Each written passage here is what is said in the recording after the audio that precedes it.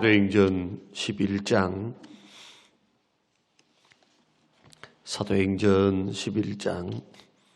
22절에서 23절 말씀. 사도행전 11장 22절에서 23절 같이 보겠습니다. 예루살렘 교회가 이 사람들의 소문을 듣고 바나바를 안디옥까지 보내니 그가 이르러 하나님의 은혜를 보고 기뻐하여 모든 사람에게 굳건한 마음으로 주와 함께 머물러 있으라 권하니. 아멘. 아멘. 안디옥 교회에 폭발적인 부흥이 일어났습니다. 최초의 유대인과 이방인들의 공동체, 복음 안에서 하나가 되는 놀라운 일들이 일어나기 시작했습니다. 그러자 그 소식을 듣고 예루살렘 교회에서 바나바를 파송합니다. 한번 사태가 어떠한지, 그 교회가 어떤 교회인지 한번 둘러봐라. 그런 목양을 위해서 예루살렘 교회에서 파송을 했습니다. 예루살렘 교회에서 흩어졌던 성도들이 주축을 이루어서 세운 교회이기 때문에 바나바를 모르는 사람이 없습니다.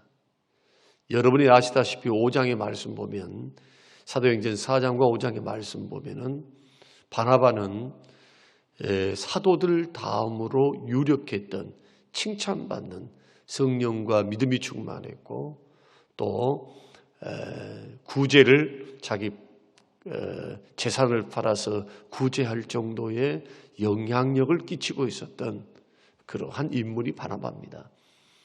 안디옥 교회의 유대인들이 바나바를 모를 리가 없어요.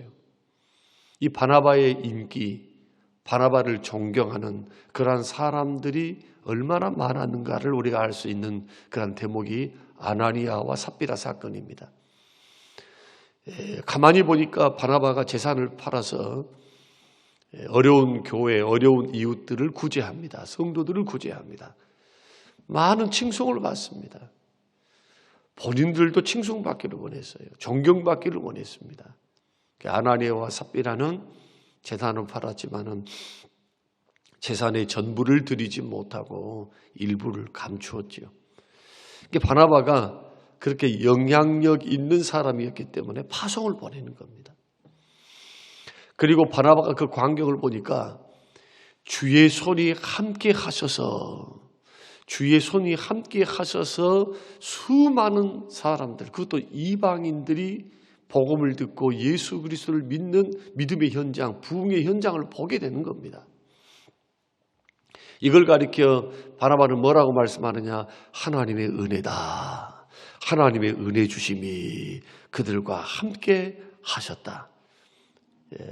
23절, 그가 이르러 하나님의 은혜를 보고 기뻐했다. 그렇게 말씀하죠. 하나님의 은혜였다. 주의 손이 함께 하사 저들이, 믿을 수 없는 저들이 그리스도 앞으로 돌아오는 그 놀라운 역사는 하나님의 은혜로 되었다.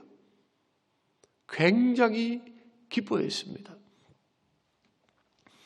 그 바나바가 안디옥 교회 성도를 보니까 자신들이 경험했던 부흥을 생각한 겁니다. 사도행전 2장에 보면은 오순절날 마가의 다락방에 성령이 임하니까 사람들이 변하죠. 베드로가 나가서 복음을 증거하고 죽기를 무서워해서 가두어 있었던, 숨어 있었던 그리스도인들이 나가서, 사도들이 나가서 복음을 증거합니다. 복음을 증거하자 3,000명이 돌아옵니다. 5,000명이 돌아옵니다. 제사장, 허다한 제사장의 무리들이 돌아옵니다. 심지어 바리새인들, 많은 바리새인들도 예수 그리스도께 돌아와요. 이게 사도행전 2장의 기록 아닙니까?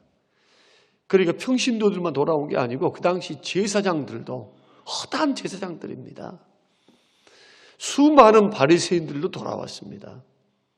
그런 부흥을 경험한 겁니다. 똑같은 부흥이 이방 땅에 이루어진 거예요.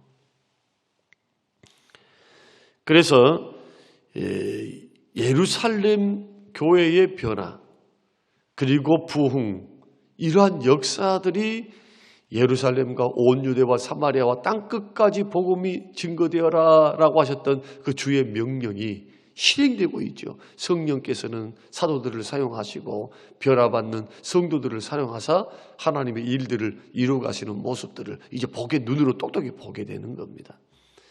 이런 광경을 보고 있었던 바나바가 안디옥 교회 이방인들에게, 주로 이방인들이 예수를 믿고 있었으니까 이방인들에게 두 가지로 권면을 합니다. 오늘 본문에 나오는 이 두 가지 권면은 오늘을 살아가는 예수 그리스도를 믿는 믿음의 사람들에게도 동일하게 적용되는 권면입니다. 여러분, 믿음의 길을 걸어갈 때 우리가 물리적인 핍박과 어려움, 힘든 일이 우리 가운데 없다 할지라도 오늘날은 너무나 많은 이교, 종교 다운주의 영향을 통해서 수많은 종교들이 역으로 2000년 전에는 기독교가 국교가 되었다면 이제는 이방 종교들이 득세하는 그런 세상에 우리들이 살고 있다는 점을 아셔야 돼요.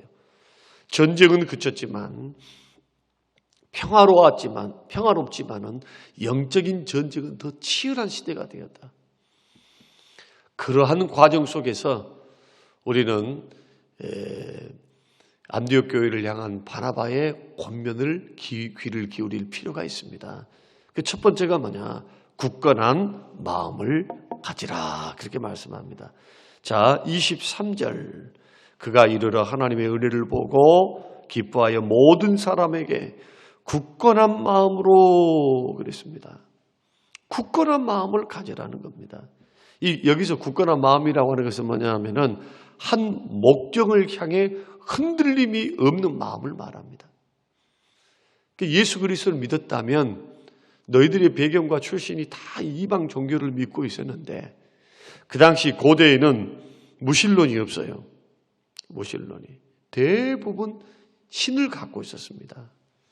하나, 둘, 셋, 넷, 어떤 사람은 10명의 신, 이러한 신들을 섬기고 있었기 때문에 이 다신교에서 이제는 생명을 주는 예수 그리스도를 믿는 너희들이 믿음의 길을 걸어갈 때 우리들이 예루살렘에서 핍박받은 것처럼 너희들도 핍박받을 수 있다.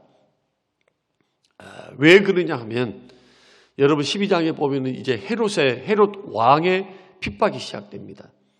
자, 처음에 핍박은 사내들인 공회에서부터 시작된 핍박이었습니다.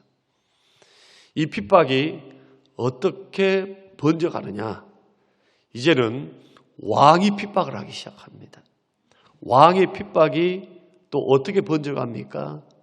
AD 64년경, 지금 이 시점에서 한 30년 뒤가 되면 로마 제국 전역에서 핍박이 일어나요. 핍박이 적게 시작해서 복음이 흥왕하게 증거되어서 부흥이 되면 부흥될수록 핍박이 일어나요. 핍박이. 경건하게 믿고자 하는 자는 핍박을 겸하여 받는다. 너희들에게 은혜를 주신 것은 그리스도와 함께 고난을 받기 위함이다. 빌립보서 말씀이죠. 사도 바울이 그런 고백을 합니다. 예수님을 정말 진실로 믿기를 원하면, 믿어가면 옛사람의 본성, 옛사람의 모습, 예수 믿기 전에 그 죄악된 타락된 그러한 삶의 모습을 가져갈 수가 없어요.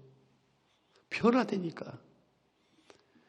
옛날에는 술친구와 더불어 살았고 주색잡기 하고 돌아다녔고 사기치고 거짓말하고 돈을 벌긴 버는데 부당한 방법으로 돈을 벌고 그러면서 사람들에게 해치는 일들을 했던 사람들, 마음이 강팍하고 완고하게 무례하게 사람들에 대한 생각이 눈꼽만큼도 없어요. 오직 자기와 자기 가족밖에 몰랐던 사람들이 이제는 사람을 배려할 줄 알고 섬길 줄 알고 구제하고 사랑하고 인격과 삶이 바르게 변화된 모습을 보면은 주변 사람들이 뭐라 하겠습니까? 특히 공산주의 정권이 이 정권으로 등장을 하게 되면 다신교를 믿고 있는 세력, 이슬람의 세력, 이란 세력들이 정권을 잡으면 어떻게 되겠어요? 왜 로마서에서 사도 바울이 너희들은 왕과 황제와 그 위정자들을 위해서 기도하라 라고 그렇게 권면했느냐 하면 너희들이 그 안에서 편안하게 예수 믿기 위해서 평안한 가운데서 신앙생활을 하기 위해서 이제는 더 이상 핍박의 시기가 지나가고 평화롭게 안전하게 신앙생활에서 예수 믿을 수 있도록 그래서 믿다가 천국 갈 수 있도록 그 일을 위해서 누구를 위해 기도하라? 대통령을 위해서 기도해야 돼요. 나라와 민족을 위해서 기도하셔야 돼요. 이런 주권이 하나님께 있는 겁니다. 지금 핍박의 시기는 아니다 할지라도 언제든지 전쟁이 일어날 수 있고 또 세계 역사를 보면은 영원한 제국이 없어요. 영원한 제국이. 그 영원히 진행될 것 같았던 로마도 1000년이 갔습니다만은 300년, 400년 경에 AD 300년에서 400년 사이에 뭐 동로마, 서로마로 나눠지는 그러한 로마의 분열도 보게 되죠. 우리는 이런 역사상의 일련의 모습들을 보면서 우리가 생각해야 될 것이 있습니다. 시대는 변화가고 정권을 바뀌고 세상은 요동친다 할지라도 우리는 그것을 놓고 기도하는데도 그렇게 흘러갈 때 우리가 결코 변치 말아야 될 것이 있습니다. 물러서지 말아야 될 것이 있어요. 물러서지 말아야 될 목적, 흔들림이 없는 마음, 이 분명한 목적지를 향해서 우리들이 흔들림 없이 가야 될 것이 바로 믿음의 삶이라는 겁니다. 그리스도를 믿는 믿음. 마치 여러 사람 앞에서 맹세하듯이 다른 사람들이 보는 앞에서 흔들림 없는 마음으로 굳건히 서 있으라. 이것이 굳건한 마음을 가지라라는 뜻입니다. 여러분 오늘날과 같은 시대 안에서 저와 여러분이 믿음의 길을 걸어갈 때 여러분의 신앙이 흐지부지하면 목적지가 흐지부지되면 예수 그리스도를 믿는 믿음, 영원한 천국, 영생 이러한 믿음이 흐지부지해지면은 세상에 속해서 살 확률이 높습니다. 천국을 바라보며 상급을 바라보며 이 세상을 나그네와 행인과 같이 욕심을 내려놓고 탐심을 버리고 주 만날 것을 사모하면서 우리의 인생을 드릴 수가 없겠죠. 그러지 않겠습니까? 만약에 세상에 더 눈을 돌리고 세상 것을 욕심을 내고 그대로 살아간다면 예배고 기도고 교회고 헌신이고 봉사하고 전도고 선교고 이것은 뒷전일 거예요. 먹고 사는 문제가 먼저니까 먹고 사는 문제만 딱 맞닥뜨리게 되면 모든 것은 뒤로 물러서는 거예요. 먹고 사는 문제, 행복한 문제가 잘못됐다는 것은 아닙니다. 하나님은 육의 복을 주시기 때문에 물질의 복을 주시는 하나님이시기 때문에 그러나 영적인 원리를 앞서갈 수는 없다는 거예요. 영적인 원리는 영혼이 잘 돼야 범사가 잘 되고 강건해지죠. 하나님이 하늘 문을 열어주셔야 치료를 받고 건강하고 회복이 되고 물질의 축복을 받고 영혼이 잘 되고 범사가 잘 되고 강건해지고 인생을 의미 있게 살아갈 수가 있어요. 믿음이 굳건히 서 있어야 믿음에 의해서 삶이 선택이 되어지는 겁니다. 여러분의 행동은 믿음의 결과예요. 믿음의 결과. 순종은 믿음의 크기란 믿음의 크기. 저와 여러분이 순종을 해나가는 그런 크기가 여러분의 믿음을 증거하는 거예요. 어려운 일만 있으면 믿음이 뒤로 물러가 버려요. 천국과 영생은 눈에 보이지 않고 당장 급하지 않기 때문에 지금 당장에 급한 불부터 끄는 신앙생활이 있어요. 그 말이 뭐냐?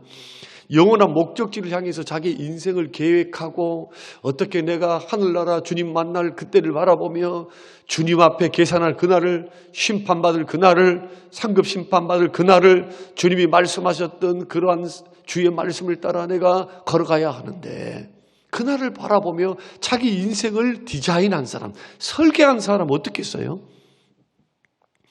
그냥 일에 바쁘게 막 돌아다니겠습니까? 그렇지 않죠. 자기 인생을 정리할 거라는 거예요. 정리. 쓸데없는 일, 바쁘지 않은 일, 바쁜 일, 그 의미 있는 일, 의미 있는 일을 가장 우선순위에 둘 거라는 거예요. 그러니까 바쁘게 그냥 닥치는 대로 사는 것이 아니고,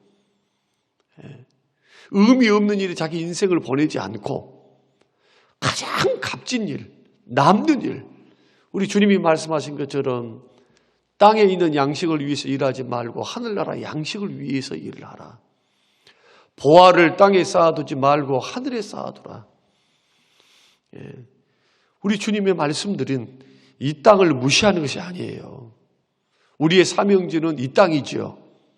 열심히 직장 생활하고 가정 생활을 하고 열심히 일을 해야 돼요. 일도 거룩한 노동이니까. 주님이 주신 소명이요 사명이니까. 그러나 이러한 삶의 사역지가 세상이지만, 그러나 그 세상을 어떻게 살 것인가? 이것은 다른 문제예요. 어떻게 살 것인가? 그 속에 퐁당 빠져서 이 일에 중독돼서 살 것인가? 그것이 전부인 것처럼 인생을 소모하면서 살 것인가? 아니면 그 속에서도 하나님의 영광을 드러내고 그냥 돈 되는 일이면은 그냥 무조건 사는 게 아니라 바르게 벌고, 바르게. 목적이 분명하는 거죠. 주의 뜻대로 주변을 살리고 빛과 소금이 되고 내 직장이 선교지가 되고 전도지가 되고 사역지가 되어서 복음을 증거해서 삶으로, 말로, 행동으로, 섬김으로, 사랑과 섬김으로 그렇게 해서 복음이 증거되고 예수 그리스도를 드러내는 영광스러운 삶. 이런 믿음이 흔들리면 다 무너지는 거예요. 그러니까 신앙은 믿음 무너지면 다 무너져요. 믿음 무너지면. 건강 무너져. 또 물질 무너져. 직장, 사업, 자식 다 무너져요. 내 믿음은 최후의 보루입니다. 여러분의 인생을 지탱하는 보루가 믿음이에요. 믿음. 그리스도를 믿는 믿음. 2000년 전 그리스도인들이 로마의 박해를 받을 때 그들을 지탱할 수 있었던 유일한 힘이 천국을 바라보고 주님을 바라보는 믿음. 그래서 순교의 길을 걸어가서 영생의 빛으로서 영원히 하늘나라를 비추는 별이 되었죠. 오늘 우리는 이런 말씀을 한번 생각해야 됩니다. 나의 믿음은 굳건한가? 상황과 환경에 흔들리는가? 시험에 흔들리는가? 말 한마디에 흔들리는가? 사람에 따라, 기분에 따라 흔들리는가? 아니면 주의 말씀에 붙들려 있는가? 주의 말씀에 다 붙들려서 이 믿음 굳건히 지키기 위해서 노력이 필요해요. 노력이. 정신 차리는 게 필요해요. 기도해야 돼요. 말씀을 묵상하고 말씀에 붙들려 있어야 돼요. 지키는 겁니다. 믿음은. 주신 믿음 하나님이 지켜주시지만 나에게도 믿음 지키라는 명령을 주셨어요. 명령을. 주님은 능력의 팔로 붙드시며 우리 인도에 가시면서도 우리도 믿음을 지키는 그런 노력이 필요하다. 두 번째로는 주와 함께 머물러 있으라. 그렇게 말씀을 합니다. 23절 모든 사람에게 말합니다. 굳건한 마음으로 주와 함께 머물러 있으라.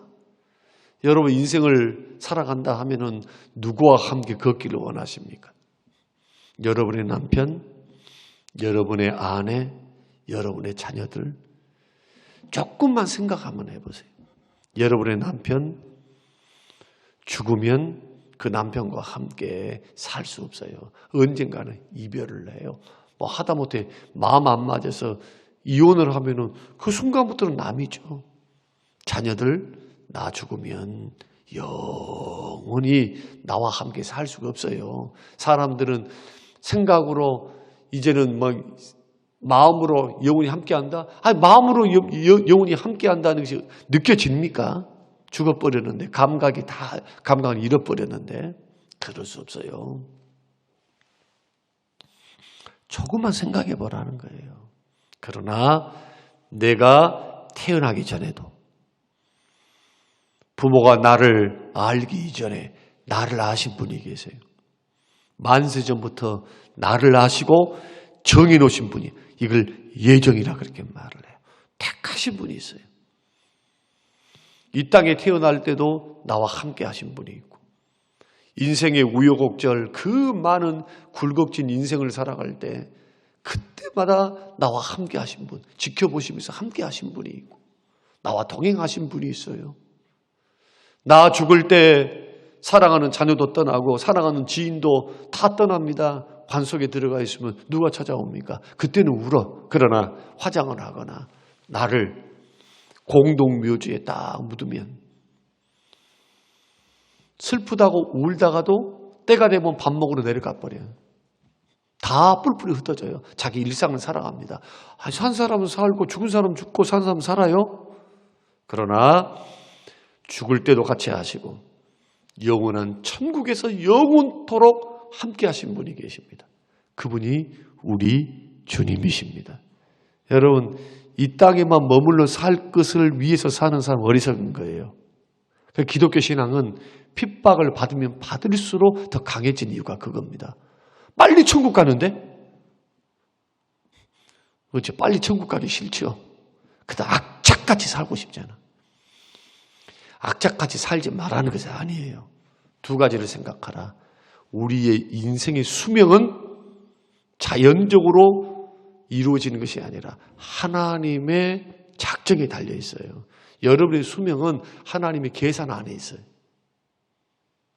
계산. 주님이 거두가신 날이 내가 죽는 날이에요.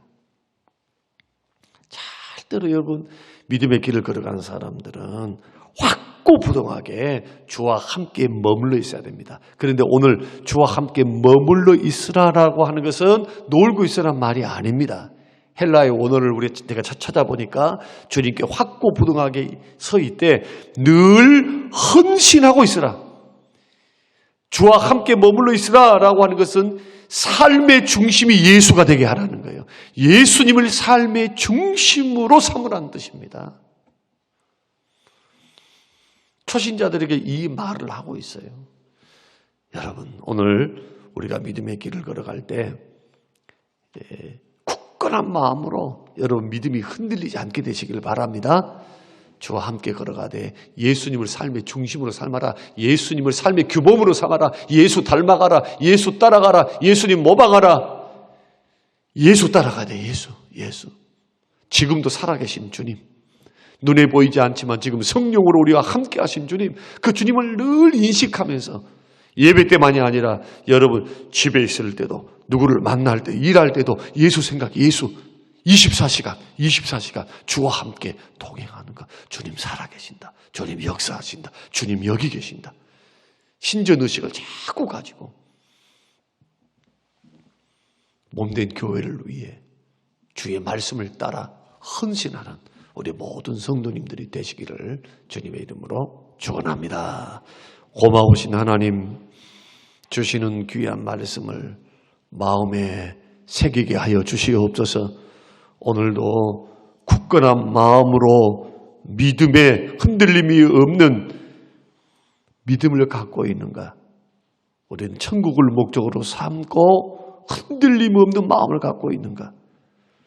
주와 함께 확고부동하게 서 있으면서 삶의 중심에 예수님으로 삼고 있는가?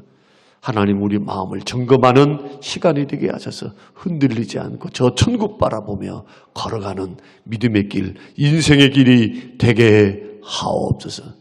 예수님 이름으로 기도합니다. 아멘.